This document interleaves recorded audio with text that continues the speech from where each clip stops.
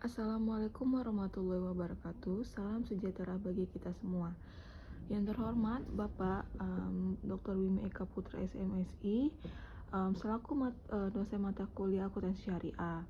Perkenalkan, nama saya Sakira Fadilila dengan NIM C1C023007 yang akan memaparkan materi mengenai pengertian akad mudharabah, jenis akad mudharabah, dasar syariah, prinsip pembagian hasil usaha, perlakuan akuntansi PSAK 105. Baiklah, pada materi ini yaitu mudharabah adalah utama bagi perbankan syariah untuk mobilisasi dana masyarakat yang terserak dalam jumlah besar dan untuk menyediakan berbagai fasilitas, antara lain fasilitas pembiayaan bagi para pengusaha.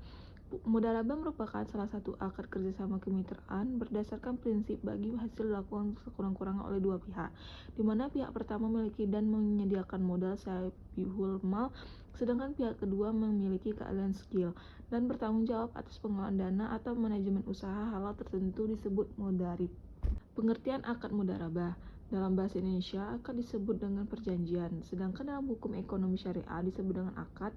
Kata akad berasal dari kata al-aqd yang artinya mengikat, menghubungkan atau menyambung. Akad dalam pengertian bahasa Indonesia disebut kontrak, yang merupakan konsensi logik bagi hukuman sosial ke dalam kehidupan manusia. Dalam hukum ekonomi syariah, akad merupakan pertemuan ijab antara pihak satu dengan pihak lainnya yang mengakibatkan hukum pada objek akad. Jenis akad mudharabah. Yang pertama ada mudharabah mutahaloqoh, merupakan bentuk kerjasama antara sahibul ma'al dengan mutarin yang tanpa syarat, cakupan yang luas dan tidak dibatasi oleh apapun. Yang kedua ada mudharabah muayyadah, merupakan kebalikan dari mudharabah mutakoh, di mana mutarib dibatasi dengan batasan jenis usaha, tempat usaha, dan waktu serta lainnya. Dasar syariah. Dalam mencari rezeki dan mengembangkan harta, pembisnis muslim dituntut menggunakan sebab-sebab di samping tawakal kepada Allah Subhanahu wa taala. Allah memberi rezeki kepada siapa saja yang Dia kehendaki. Hal ini sebagai ditegaskan dalam Quran surah At-Talaq ayat 65 ayat 3, artinya, dan barang siapa yang bertawakal kepada Allah, niscaya Allah akan mencukupkan keperluannya.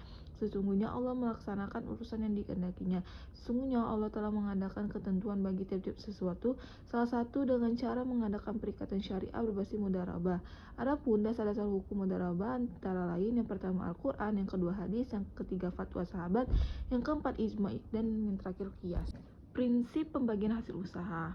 Cara spesifik, terdapat bentuk musyawarah yang populer dalam produk perbankan syariah, yaitu mudharabah.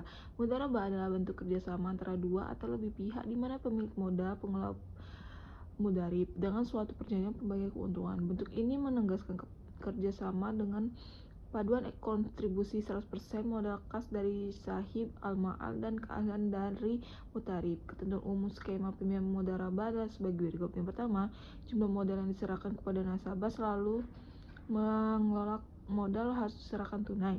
Yang kedua, hasil dari pengelolaan modal pembiayaan mudharabah dapat diperhitungkan dengan cara perhitungan dari pendapatan proyek. Yang kedua, perhitungan dari keuntungan proyek. Yang ketiga, hasil usaha dibagi sesuai dengan persetujuan dalam akad pada setiap bulan atau waktu yang disepakati. Yang keempat, bank berhak melakukan pengawasan terhadap pekerjaan, namun tidak berhak mencampuri urusan pekerjaan atau urusan nasabah.